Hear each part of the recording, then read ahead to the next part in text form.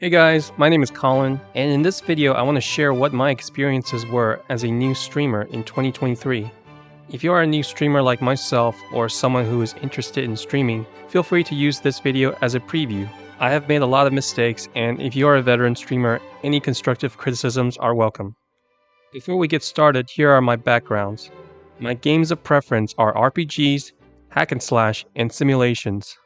I am terrible when it comes to shooters and platformers. Not only have I never streamed before, but I also never uploaded to YouTube. Nor have I ever used any of the current social media apps like TikTok, Twitter, and Instagram.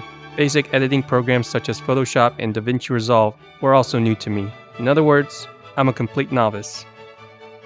Without any further ado, here's what I've experienced and learned after 2 weeks of streaming. Dead air. The awkward silence that fills the stream when your mind blacks out on what to say next can crush your confidence.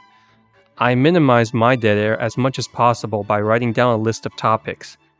What did I have for breakfast? A story from my childhood? An upcoming game that I am excited about. Every time I feel like I am running out of things to say, I would look at that list. This is something I recommend to every new streamer. Here's another tip. Because I am a new streamer with very little exposure, it's unlikely I get a returning viewer so soon. In other words, you can recycle some topics for every new stream until you see some returning followers. You'll just have to make it sound like it is your first time talking about it.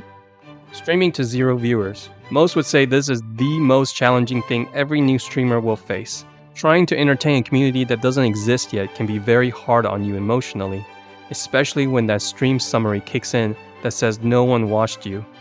In my opinion, you should turn off the current viewer count and just have to imagine that there are 1,000 viewers currently watching and they are just lurking.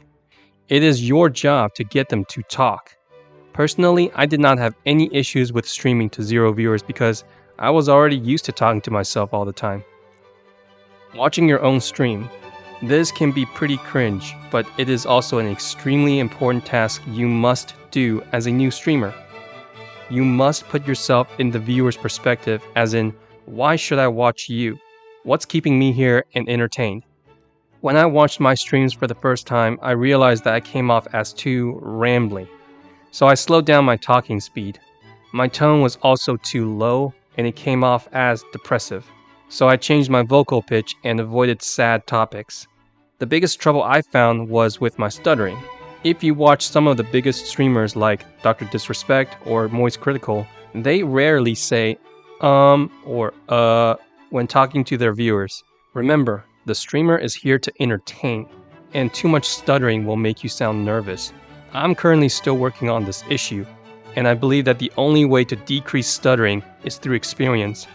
Once you get more comfortable with streaming, you'll naturally stutter less. Getting too emotionally attached. This is the most challenging part of streaming for me personally. If you watched part of my stream, I got a bit too excited when my first chatter appeared.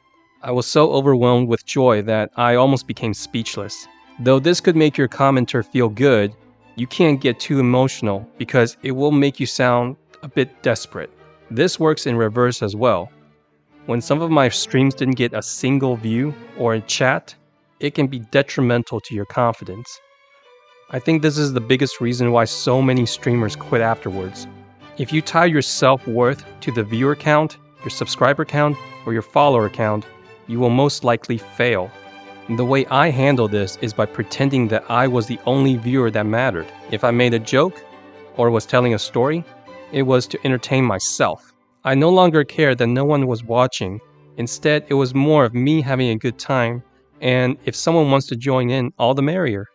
In my opinion, these 4 barriers are the biggest hurdle every new streamer faces. For any veteran streamers out there, I do have a quick questions for y'all. Some of the people who chatted with me on Twitch, not YouTube, were freelance artists who were asking me if I needed logos or illustrations. I've engaged in conversation with them, but it usually comes in the form of, "Hello, you're a nice guy. I'm an artist. I followed you. Can you come check out my work?" So my question is, what are your thoughts on the freelancers? Part of me thinks they're there to help out a new streamer, but the other part thinks they're just following and chatting for business. I do have a couple more experiences to share, so if you guys want a part 2, let me know in the comments section. Anyways, that's it for this video. Hit that subscribe button if you enjoyed it, and I'll see you guys next time.